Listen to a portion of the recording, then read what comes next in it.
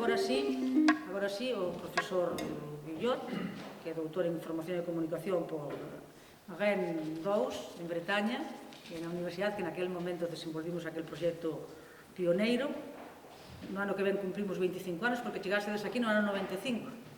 Por tanto, celebraremoslo. Celebraremos a efeméride de nosa relación con a Universidade de Bretaña e con París 2, onde despois París 8, é profesor emérito en Ciencias da Información e da Comunicación da Universidade de París 8, como vos dixe, foi director do CEMTI, onde dirixe o Centro de Estudios sobre os Medios, as Tecnologías e a Internacionalización, e membro do Comité Científico das revistas Historia e Comunicación Social, da Universidade Complutense de Madrid, da Revista Latina de Comunicación, da Universidade de La Laguna, de Infoamérica, da Universidade de Málaga, Comunicación e Sociedade, da Universidade de Guadalajara, investigador asociado do CLICIS, Centro de Investigación en Comunicación e Información e Sociedade da Universidade de Quebec a Montreal, Michel Senecal, un amigo noso, e os quebecuás que tamén viñeran aquel primeiro congreso. E a súa investigación céntrase sobre todo na relación entre medios audiovisuais, diversidade cultural, pluralismo político e espazo público, con realmente unha línea moi singular e tamén traendo á tona o que son linguas amenazadas en diferentes espacios xeopolíticos, como é, por exemplo, Latinoamérica. Internacionalización de medios audiovisuais, minorías lingüísticas e culturais, espazo público, políticas audiovisuais en Europa, etc. Philippe non, Jacques Guillot, cando queiras.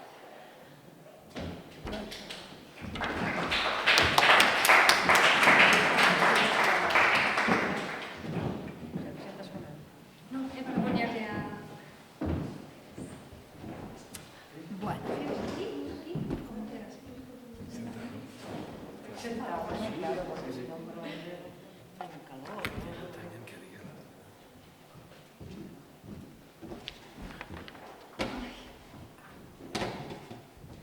Marta, aquí no me has pasado algo de eso.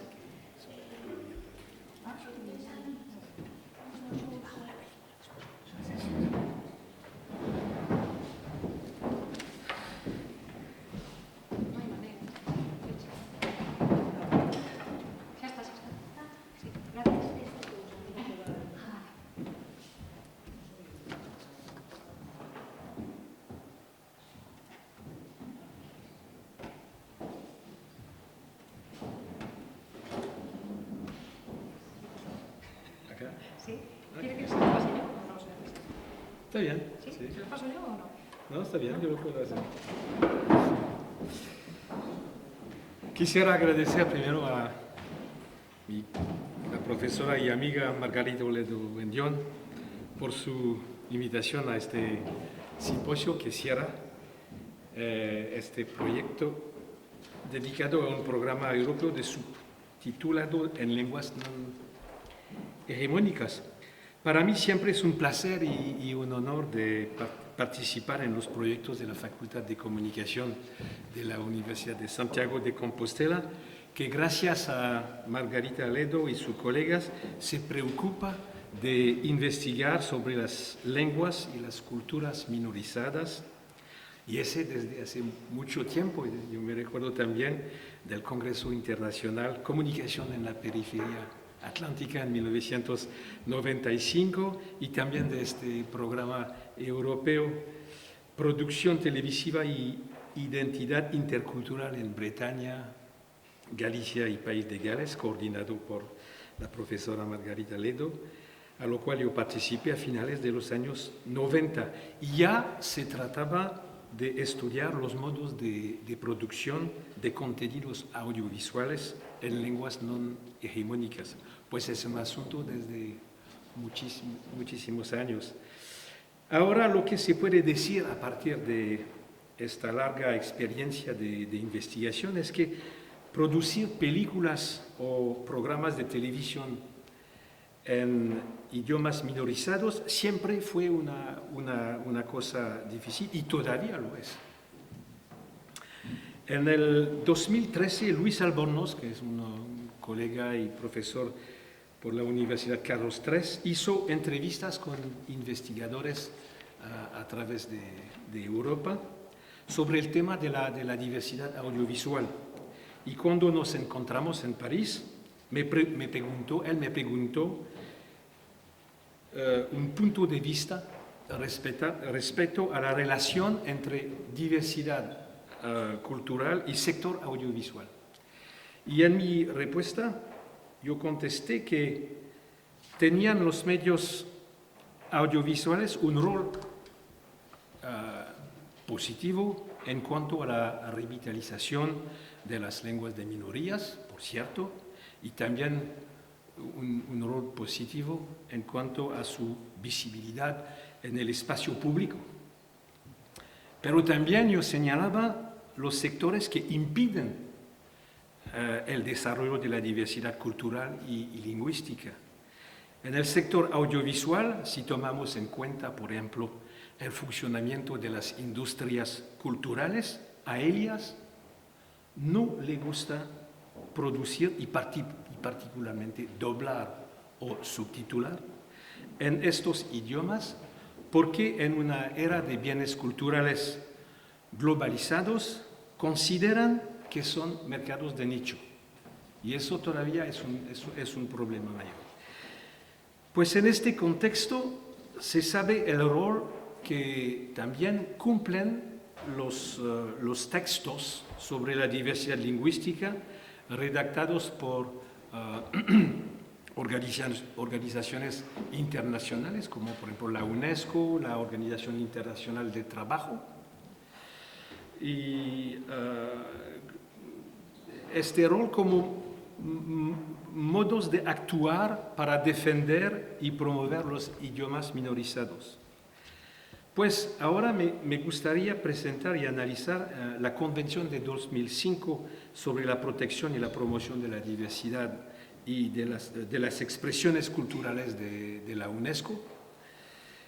He titulado mi intervención Lo impensado de la pluralidad lingüística y voy a retomar más o menos comentarios de un texto publicado en castellano, en inglés y en catalán en el número 43 de Quadern del CAC, que se puede consultar en línea, y también en francés en un libro que se publicará en enero del 2020 y que reúne las contribuciones de algo como 18 investigadores de casi todo el mundo. Falta gente de Nueva Zelanda, de Australia y también de Rusia, pero tenemos gente, una persona, por ejemplo, de China sobre un tema muy sensible que es la cosa de Tíbet, ¿sí? Y también participaron investigadores de Santiago de Compostela como Margarita Ledoñón y también Bryce Romero. Y se va a publicar, y el título es Culturas de resistencia, pueblos y idiomas minorizados. Pues más o menos es lo que voy a comentar. Ahora bien, el preámbulo de la Convención de 2005 sobre la protección y la promoción de la diversidad de las expresiones culturales de la UNESCO señala, y ahora yo cito, señala que la diversidad lingüística es un elemento fundamental de la diversidad cultural. Pues asocian claramente estos dos asuntos y hace hincapié en el papel determinante de la educación para promover las lenguas del mundo.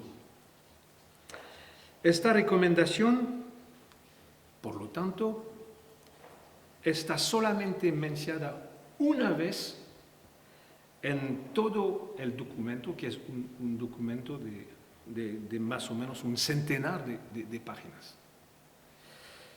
Y esta referencia marginal a la diversidad de los idiomas es sorprendente, sobre todo considerando que la UNESCO produce numerosos textos sobre el futuro de las lenguas en el mundo, entre otros, por ejemplo, yo tengo una lista acá, en verde, sobre todo, o entre otros, el Atlas de las lenguas del mundo en peligro de desaparición, publicado a partir de 1996 y ampliado y actualizado periódicamente. La última versión es una versión de 2006, si me recuerdo bien. Otro texto como la Declaración Universal de Derechos Lingüísticos de 1996, que es un texto que fue firmado en Barcelona.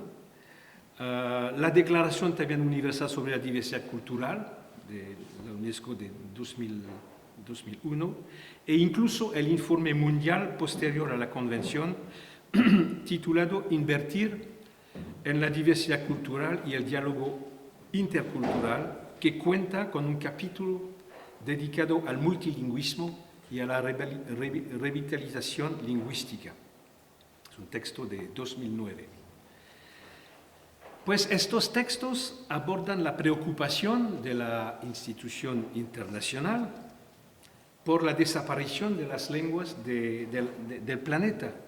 Y en el caso, por ejemplo, del Atlas, incluye un examen muy bien documentado y preciso de las lenguas en peligro de extinción o ya desaparecidas. Tienen 6 indicadores sobre estos idiomas y que está regularmente reactualizado. Y sin embargo, estos textos no tienen, es el problema de todos los textos de organizaciones internacionales, no tienen la fuerza de una convención cuyo objetivo es fijar los marcos jurídicos internacionales que tendrían que inspirar a los Estados-naciones. Porque más o menos hay 2 procesos en estos textos, un proceso donde se firma el texto, que es ¿cómo se puede decir? Un primer tipo de compromiso, pero una convención vale si está ratificada por un número bastante importante de países, porque significa que cuando está ratificada por un país, el país está comprometido en elegir y aplicar las medidas y las sugerencias de los textos. Dicho eso, cabe interrogarse sobre el silencio de la convención, porque yo cuando leí esta convención fue una sorpresa muy grande para mí con respecto al tema de la protección y de la promoción de la diversidad cultural. Interrogarse sobre la ausencia de definición y de recomendación concretas del hecho de que la cuestión lingüística sea considerada como más o menos un componente secundario de la diversidad cultural, sin que se explicite la correlación entre cultura y idioma, y que es una correlación casi orgánica entre lengua y cultura. Entonces, ahora me gustaría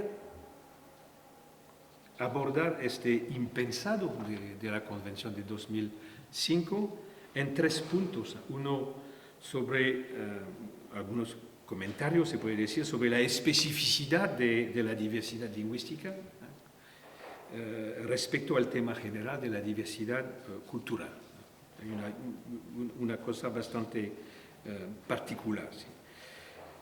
Un segundo punto que es un examen razonado del concepto de diversidad lingüística que no he utilizado en el título. Me parece mejor para mí utilizar la palabra de pluralidad y yo voy a explicar por qué yo prefiero esta expresión, por ejemplo, el concepto de diversidad. Pues para mostrar también la importancia de la defensa y de la promoción de los idiomas del mundo. Y un tercer punto para analizar de manera crítica las lagunas y los límites de la Convención de 2005. Entonces, empezando con la diversidad cultural y las cuestiones lingüísticas, ante todo, no voy a comentar aquí los numerosos debates sobre la cuestión de los intercambios culturales planteados en el seno de la UNESCO, tanto respecto del NOMIC como de los conceptos de excepción cultural o más recientemente de la diversidad cultural.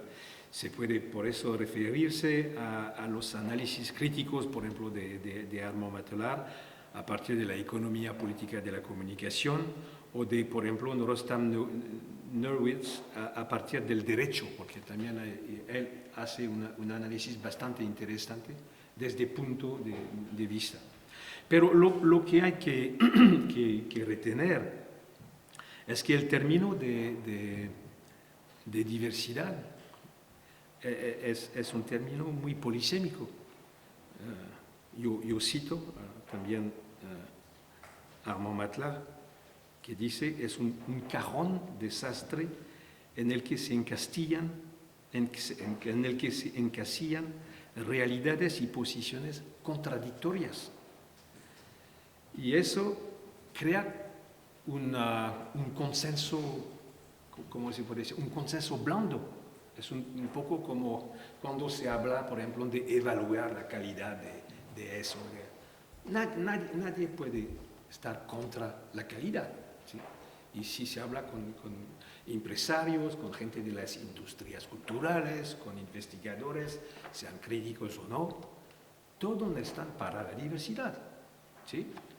Pero hay un consenso blando.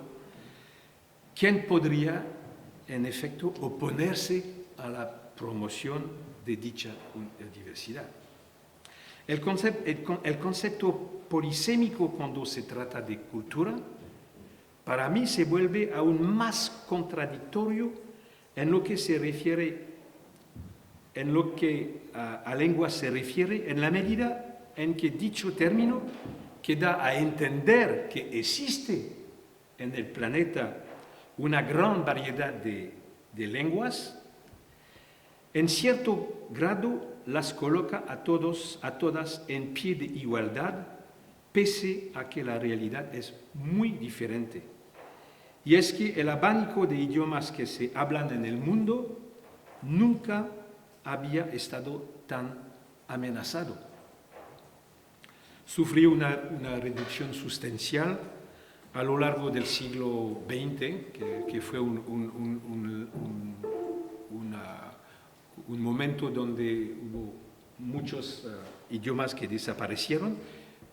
Fue, por ejemplo, el caso en Bretaña, más o menos un fenómeno que sucedió entre las dos guerras mundiales, con fenómenos de aculturación, por ejemplo, de los bretones, pero también de los vascos cuando llegaron a las Fuerzas Armadas, donde el idioma era el francés, que también era el idioma presentado como el idioma de la modernidad. Y esta reducción sigue acentuándose en el siglo XXI. Las cifras permiten formarse una opinión de un fenómeno ampliamente estudiado y documentado en el ámbito académico, como muchas cosas se puede decir. Hay diagnósticos de las ciencias sociales en el sector de la educación, de la salud, que señalan todos los problemas que hay, pero como se puede ver, el liberalismo sigue avanzando, descuidando a todos estos diagnósticos de gente que más o menos no dicen más que decir lo que sucede en la realidad. Por ejemplo, algunos lingüistas anuncian la muerte de una gran parte de las lenguas. Hay autores como Crystal, Ager, Grimes, Worms, Mosley, etc.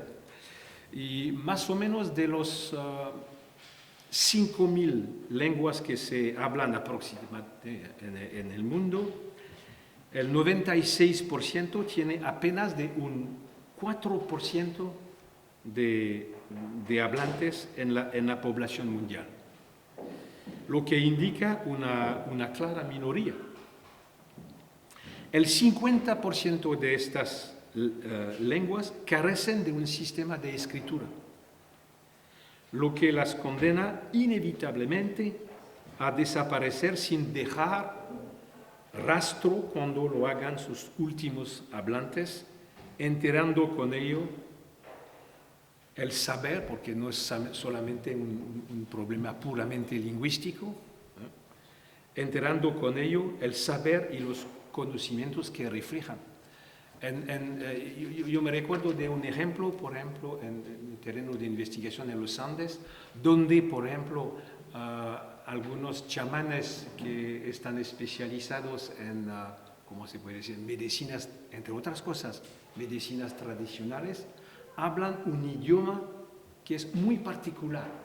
Solo ellos lo hablan, pero más o menos no es muy diferente cuando una persona normal habla con un médico especializado en un hospital, tienen un idioma especializado también y que solo ellos más o menos entienden, ¿sí?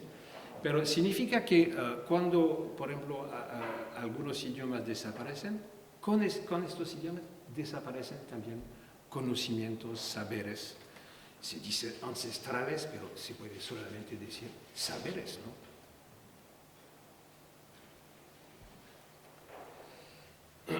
Cada año, según un lingüista francés, Agès, desaparecen 25 lenguas y una tendencia que se acelera en la era de la globalización. Ahora, con los informes de la UNESCO, también con el trabajo de algunos lingüistas, ven que este número crece. Algunas personas dicen como 100 idiomas cada año, pero es muy difícil también para medir este tipo de cosas. Pues una tendencia que se acelera en la era de la globalización, de las tecnologías de la información y la comunicación y del desarrollo también de las industrias culturales. Según estimaciones del Atlas de las lenguas del idioma, de las lenguas del mundo en peligro de desaparición, elaborado por la UNESCO, más de 3.000, es una predicción, ¿no? 3.000 lenguas habrán desaparecido en el transcurso del siglo XXI, lo que representa cerca de, más o menos, un poco más del 50% del total. Esto conlleva a su vez una disminución considerable del número de lenguas en las que se traducen libros. Tengo una colega que trabaja sobre este tema. El número de lenguas en las que se traducen libros, 20 lenguas. Más o menos. El mercado general son 20 lenguas, 16 de las cuales se hablan en Europa, representan el 90% de todas las traducciones. Con una vez más una supremacía del inglés, ya que el 55% de las obras son traducidas del inglés ahora. Es una tendencia mayor, mientras que solo 6.5% se traducen a la lengua anglosajona, al revés. Si hay una novela de Bretaña o de Galicia, poca oportunidad de traducir, pero también de otros idiomas como el rumano o el hindi. Estas cifras revelan la intensidad con que la existencia y visibilidad de las lenguas no hegemónicas son amenazadas por nuevas formas de imperialismo cultural. En este contexto, resulta difícil hablar de una diversidad lingüística al aceptar definir la diversidad lingüística como la variedad de posibilidades que tiene a su disposición un ser humano, por ejemplo, la opción de adentrarse en una comunidad para aprender o hablar o de seguir un programa escolar para leer y escribir, e incluso como proliferación, multitud, abundancia u profusión de lenguas consideradas en pie de igualdad a nivel cultural, político o jurídico, como algún tipo de de repertorio del que una persona sensible al poliglotismo pueda escoger libremente en función de sus intereses y expectativas, hemos de reconocer que la opción se va notablemente reducida en beneficio de algunas lenguas internacionales bien implantadas en determinados territorios, en las redes virtuales, los bienes culturales que gozan de estructuras educativas o mediáticas y son apreciadas a nivel político, cultural y económico. Pero también en oposición a las cifras sobre la extrema fragmentación de las denominadas prácticas lingüísticas minoritarias, el 3% de las lenguas importantes son habladas por 96% de la población mundial, según una persona que se llama Bernard. Estas desigualdades se reproducen en la red con apenas algo más de 500 lenguas presentes en el Internet, según Crystal. Entonces, volviendo también al rol de la UNESCO fue alertada sobre esta situación alarmante ya en 1992. Es más o menos el momento donde se toma conciencia de este fenómeno a nivel internacional. Y con motivo del Congreso Internacional de Lingüística, celebrado en Quebec, lo que llevó a la institución internacional a presentar en 1993 el proyecto del Libre Rojo de las lenguas en peligro de desaparición. Ahora, pasando el quid de la diversidad cultural, ¿qué significa? En una época de universalización de los intercambios, ya sean económicos o culturales, tanto si afectan a turistas, porque todos estos fenómenos afectan a gente muy diferente, turistas, migrantes, refugiados, estudiantes o empresarios. La cuestión lingüística incurre en una paradoja. En realidad, cuantas más personas circulen en el mundo jugando a saltar fronteras con la velocidad que otorgan los medios de comunicación modernos, mayor será la necesidad de compartir una lengua vehicular que les permita entenderse. Y eso es una paradoja mayor.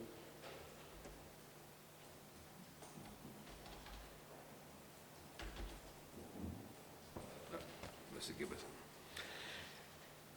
En dicho contexto, ¿por qué habríamos de defender la variedad de lenguas habladas en el mundo cuando muchos ven en la universalización de los intercambios una oportunidad de poner fin a esta maldición de Babel? ¿Sí? Más o menos es una pregunta que muchas veces me hicieron mis alumnos. ¿Por qué defender la diversidad cultural? Es mucho más cómodo de hablar a veces un solo idioma. ¿Sí?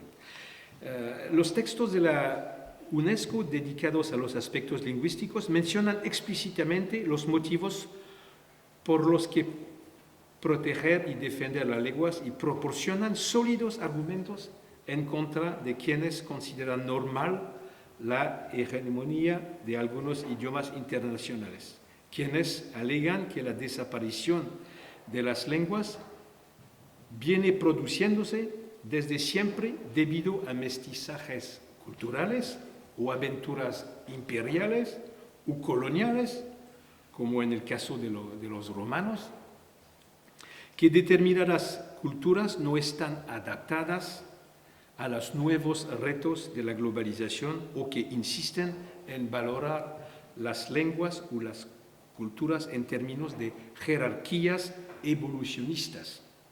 Al posicionarse en este tema, el Atlas, por ejemplo, aclara que yo cito, cada lengua refleja una visión única del mundo y una cultura compleja que refleja la forma en la que una comunidad ha resuelto sus problemas en su relación con el mundo y en la que ha formulado su pensamiento, su sistema filosófico y el entendimiento del mundo que le rodea. Por eso, yo sigo citando, cada lengua constituye un medio para expresar el legado cultural y material de un pueblo y por un tiempo conservar las huellas de la cultura en que se basa, incluso después de que ésta se haya desintegrado o extinguido, a menudo por los efectos de una cultura diferente, intrusiva, fuerte y por lo general metropolitana. Es una citación de Worms que trabaja por la UNESCO. Una lengua es también la expresión de unos conocimientos, como lo señalaba antes, como sucede en muchas sociedades autóctonas que disponen de un arraigado conocimiento empírico sobre, por ejemplo, la denominada medicina tradicional. Hay un texto muy importante un libro que viene de una tesis doctoral defendida en Francia y que se llama la colonización de los saberes. Y es una tesis, un libro ahora, bien documentado sobre lo que hicieron, lo que hizo la colonización española en los países de América del Sur para realmente confiscar todas las farmacopeas y saberes ancestrales. Conocimiento empírico sobre biótopos, así como sobre varias técnicas sofisticadas en el ámbito de la agricultura, de la caza, de la pesca, de la fabricación de herramientas, además de expresiones literarias y poéticas, cuentos y leyendas. Así queda reflejado con otras palabras en el informe internacional del 2009, yo cito, las lenguas son los vectores de nuestras experiencias, nuestros contextos intelectuales y culturales, nuestros modos de relacionarnos con los grupos humanos, nuestros sistemas de valores, nuestros códigos sociales y nuestros sentimientos de pertenencia, tanto en el plano colectivo como en el individual. Desde el punto de vista de la diversidad cultural, la diversidad lingüística refleja la adaptación creativa de los grupos humanos a los cambios en su entorno físico y social. En este sentido, las lenguas no son solamente un medio de comunicación, sino que representan la estructura misma de las expresiones culturales y son portadoras de identidad, valores y concepción del mundo. Cabe destacar, por último, otras observaciones que se hacen eco de las tesis desarrolladas por antropólogos, para los que la naturaleza y la cultura no son dos componentes esenciales de la construcción de la identidad humana. Yo cito también, si bien ha seguido evoluciones distintas, la diversidad biológica y la diversidad cultural han mantenido una interacción constante para producir la diversidad humana y ambiental que conocemos hoy. Entonces, hablamos con un colega del concepto de antropoceno, más o menos refleja también estos cambios de mentalidades. Y para acabar, voy a comentar un poco los límites de esta convención. Finalmente, el texto se aleja, y es para mí un problema mayor, de la Declaración Universal sobre la Diversidad Cultural de 2001, que debía normalmente servir supuestamente para orientar la redacción del texto de 2005. Y es verdad que la declaración se redactó en un momento en que los Estados Unidos no eran miembros de la UNESCO. Eso es muy importante. Asistieron a las reuniones en calidad de observadores, pero no fue hasta el 2003 cuando pudieron ejercer su influencia en los debates y de este modo edulcorar edulcorar muchísimo las consideraciones que figuraban en la declaración. Caracterizada por una, como dice Matla, ambigüedades de conceptos y también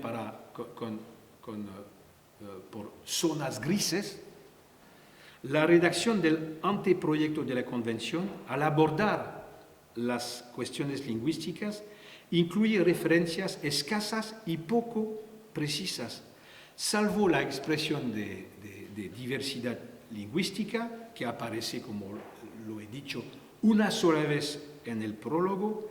Encontramos una mención a, yo cito, disposiciones relativas a la lengua utilizada para tales actividades, bienes y servicios, en el artículo 6. El papel asignado a la diversidad cultural es tan insignificante que la opinión de algunos analistas es que, más que un olvido, se trata de un verdadero intento de marginación en un contexto de globalización en el que, tras la disputa sobre la excepción cultural, porque hay un vínculo con eso, en las producciones audiovisuales y cinematográficas, la información textual habría perdido terreno y la focalización de la cultura en el aspecto audiovisual garantizaría un mayor control de los efectos de la globalización que concentrarse en las lenguas por escrita. Es una cita de un autor que se llama Benda. Pues esta idea es muy alejada de la declaración de 2001, que dejaba claro la importancia, yo cito también, de salvaguardar el patrimonio lingüístico de la humanidad. Era el artículo 5 de esta declaración de 2001, de fomentar, yo cito también, la diversidad lingüística, respetando la lengua materna en todos los niveles de enseñanza, donde quiera que sea posible, y estimular el aprendizaje de varios idiomas desde la más temprana edad. Es el artículo 6 de esta misma declaración. Además de promover la diversidad lingüística en el ciberespacio y fomentar el acceso gratuito y universal mediante las redes mundiales a toda la información que pertenezca al dominio público. Artículo 10. Asimismo, las relaciones entre culturas e identidades aparecen expresadas de forma muy explícita, en particular en lo referido a las lenguas minoritarias y los derechos culturales, considerados como un factor de cohesión social y política. Es una cosa que sucede, que es mencionada muchas veces por gente. El idioma es un factor de cohesión social y política. Yo cito rápidamente: en los últimos años se observó un mejor entendimiento del hecho de que la aplicación de los derechos culturales es indispensable para la paz y la seguridad. La salvaguardia de la diversidad cultural está ligada en forma inseparable con la preservación de la valiosa identidad cultural de las naciones, etnias, minorías lingüísticas y religiosas y de los pueblos autóctonos. Ello es fundamental para el libre desarrollo de la personalidad humana, que es todavía en esta Declaración Universal de 2001. En resumidas cuentas, parece que la Convención sobre la protección y la promoción de la diversidad de las expresiones culturales de 2005 ha quedado totalmente expurgada de aquello que daba interés a las reflexiones iniciadas en el marco de la conferencia de 2001. Tal vez se deba a la oposición de muchos países, no solo de los Estados Unidos, para los que es difícil aceptar la defensa y la promoción de lenguas que son menospreciadas y desvalorizadas en su propio territorio por motivos que tienen que ver con los vínculos históricamente conflictivos con sus minorías. Yo he trabajado sobre eso en Francia durante mucho tiempo. Por ejemplo, los inmigrantes que llegaban, hubo un cambio, los inmigrantes que llegaban al continente norteamericano, por ejemplo, nunca reivindicaron un tratamiento lingüístico particular. Y las lenguas maternas quedaban más o menos confinadas en la esfera privada o comunitaria. La expansión paulatina del español como segunda lengua del país socava a un Estado que no consideró nunca incluir en su constitución un artículo que impusiese el inglés como única lengua oficial. Y es todavía la realidad. Si se lee la Constitución americana, no hay ningún artículo para decir que el inglés es el idioma de... No es el caso en Francia, porque en Francia tenemos una tradición muy centralizada, y eso desde la Revolución Francesa ha echado raíces en una tradición jacobina basada sobre el principio de la pluralidad lingüística como obstáculo a la unidad política. Por eso, y es una cosa bien rara, tras firmar la Carta Europea de las Lenguas Regionales o Minoritarias en junio de 1992, Francia votó en el mismo mes una enmienda constitucional que estipulaba que el francés es la lengua oficial de la República, lo que permitió posteriormente que el gobierno no ratificara la Carta Europea, porque hay algunas medidas que están oponiéndose a la Carta, a la Constitución, disculpe. Pues muestra estas tácticas del gobierno francés para no ratificar esta carta. También es preciso reconocer el ingrediente implícito que caracteriza a Estados miembros de instancias inter- o supranacionales, cuyos mecanismos lingüísticos afectan sobre todo a la valorización de los idiomas oficiales en los debates o como lenguas de trabajo.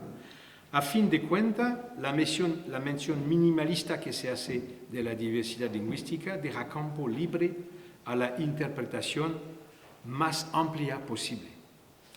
Entre los sectores que permanecen definitivamente en la sombra, cabe recordar la promoción de pequeñas cinematografías, ámbito de las producciones realizadas por y para grupos subalternos, las mujeres, las lenguas y los pueblos minorizados. Habida cuenta de su difusión en áreas lingüísticas limitadas, estas cinematografías resultan vulnerables y sin políticas activas de ayuda a la producción y a la difusión, están condenadas a desaparecer. Y de hecho, se trata... Mira,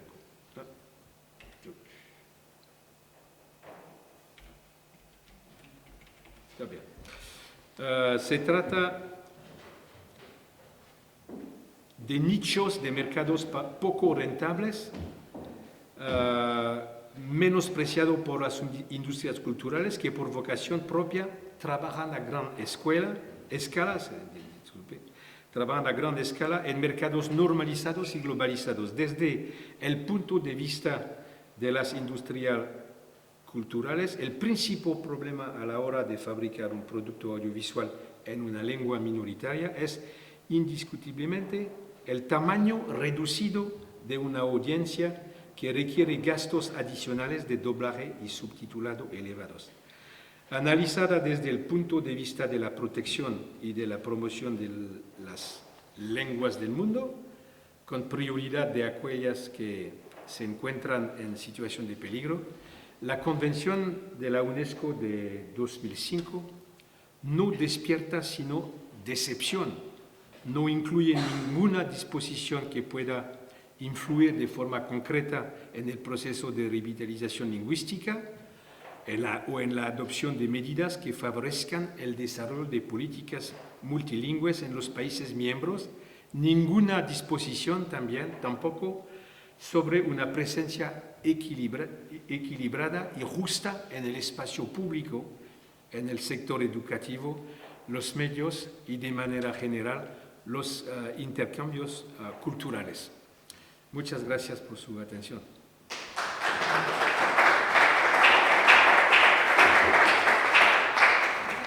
Localizamos esa diapositiva que se lle escapaba a Sí, se Jacques. escapó. É tempo para, pero podemos buscarla normalmente. É tempo para preguntas, se tedes alguna pregunta que facer. Hemos visto... Aquí pode ser. Esa, sí. Non sei se a Eso es más para estructurar las cosas que... Sí. Como parece que sempre costa empezar a hora de facer preguntas entre os ouvintes desta conferencia, hai algúns investigadores que analizaron as políticas públicas no caso estatal galego, catalán e vasco, e non sei se este desentendimento do que fala Jacques das políticas europeas se percibe tamén nos casos que analizastes vos. Sí. Un pouco para enlazar la ponencia que ha hecho Jacques con lo que vosotros habéis encontrado a lo largo de la investigación del proyecto. Nosotros venimos del País Vasco y sí, en el País Vasco, bueno, hay pocos datos, en primer lugar, tampoco están las leyes muy definidas, con lo cual parece que caemos en un saco roto ni siquiera de probar, de intentar probar y ver si el error nos conduce por otro lado. Es un poco como una desidia de todo. Bueno, nadie reclama, la sociedad no reclama mucho, por lo tanto los políticos no regulan, se protesta algo por Twitter, pero no es muy eficaz la protesta tampoco, y entonces está todo así un poco como en el aire. No, desde luego no hay regulación, lo poco que se intenta hacer es a través de las políticas lingüísticas, pero no del cine ni del audiovisual ni nada de eso. Y la televisión pública vasca, que es la que debiera haber sido el altavoz, el buque insignia de la lengua, de la cultura, del audiovisual vasco, pues tampoco ha hecho mucho por eso. Ni siquiera ha hecho... seguramente ha tenido otras prioridades y no es culpar o intentar echarle a fuego, pero es obvio que no ha hecho lo suficiente por la lengua. Y a mí me parece que, bueno, esto ya es una opinión muy particular, que han pasado ya muchos años de desidia y entonces la gente ha quedado muy desafectada de esa televisión, Claro. que es la que nos tenía que llevar por delante a todos, para que también la industria del cine fuera un motor importante y trabajara el sector y todo esto, ¿no? Porque somos un pueblo muy reducido y no hay suficiente, no hay suficiente masa para producir lo suficiente incluso para esa población de 800.000 más cuadrantes, ¿no? Sí. Todo va en relación, o sea, no hay regulación, no se puede producir, lo poco que se produce tampoco tiene canales de distribución suficientes, los jóvenes están muy desafectados de la lengua y bueno, eso me parece a mí. Sí. A mí me parece, por ejemplo, yo sé que estamos haciendo un trabajo sobre el subtitulado, pero yo he trabajado muchos años para el doblaje. Y a mí me parece que siempre que hablamos de lengua y queremos promocionar la lengua y la cultura minoritaria, descuidamos un poco la parte oral de las lenguas. Y en ese sentido me parece que no le damos la importancia que debiera al doblaje. A mí me parece. Luego otra cosa es hablar de calidad de doblaje, cuotas de doblaje y subtitulado, eso sería otra parte. Pero a mí me parece que cuando las lenguas están en peligro o están minorizadas, no se debe descuidar la parte oral y el audiovisual es lo que prima en nuestros días y el oral audiovisual hay que impulsarlo porque la producción propia desde una lengua minorizada es siempre muy reducida, llega hasta donde llega y no se puede producir más, quiero decir.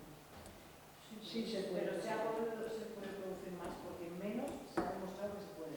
Por lo tanto, más A eso voy, pero no sé. Quiero decir que la producción propia es siempre limitada. A mí me parece más Sí. cuando se deja de dar. Sí, sí, para comentar sobre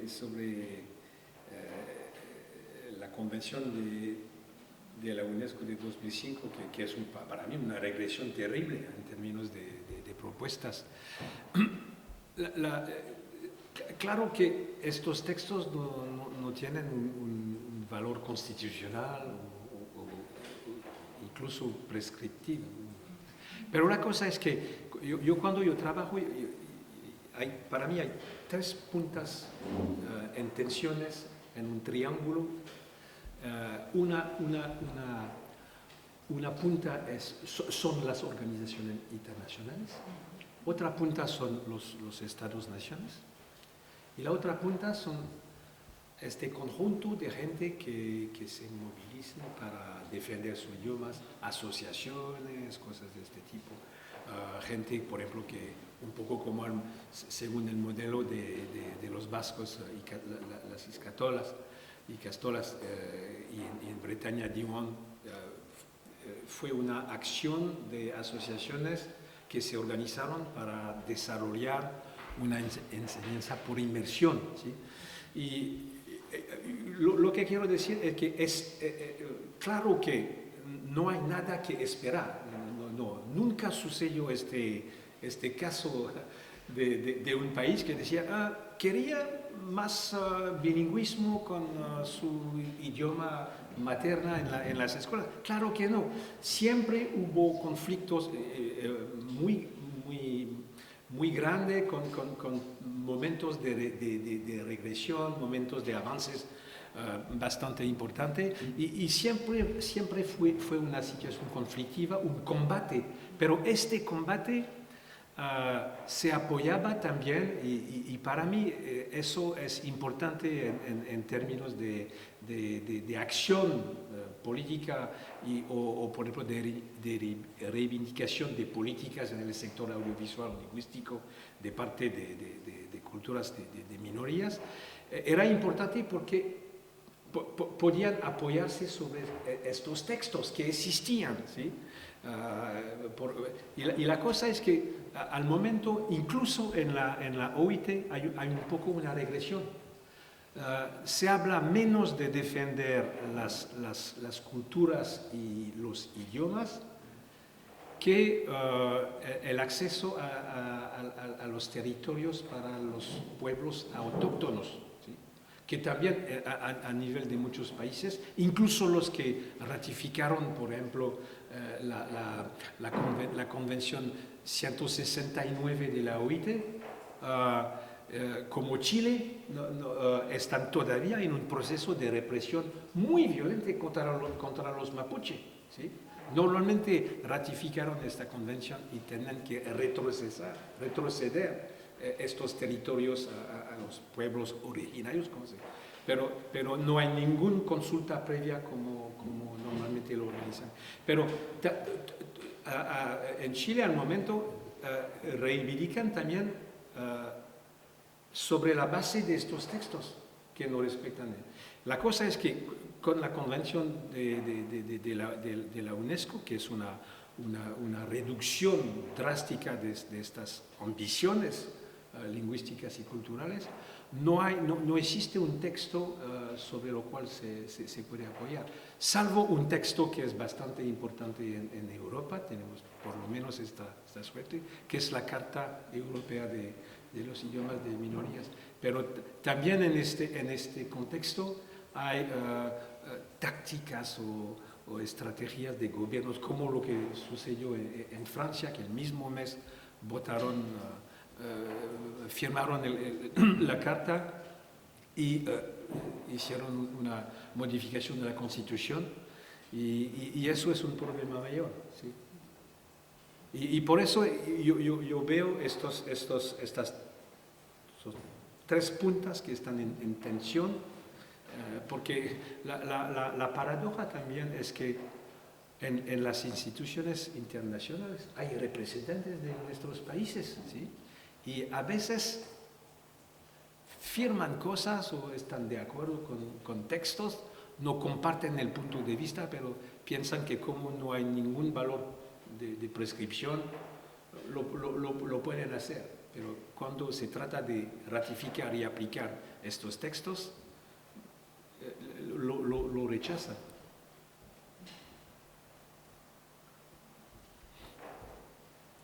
¿Alguna pregunta más? Estamos esgotando xa o tempo de intervención para non restar el momento con esas 10 meses. ¿Cuál sería la opinión suya respecto a lo que he dicho de las lenguas, la parte oral, de conservar la oralidad de las lenguas? ¿Cuál es su opinión? El problema cuando no hay ningún sistema de escritura es un problema de... Yo creo que de todos modos, para que un idioma pueda transmitirse a otras generaciones, se necesita un proceso de normalización lingüística. ¿Sí? Un proceso de normalización lingüística. ¿Sí? Eso porque no es fácil, hay muchos conflictos en Bretaña, hay muchos conflictos sobre la manera de más o menos estamos en una situación más tranquila ahora, pero hubo debates increíbles. Pero la cosa es que es importante y también porque la normalización también pasa por un sistema de escritura y con eso se puede enseñar el idioma.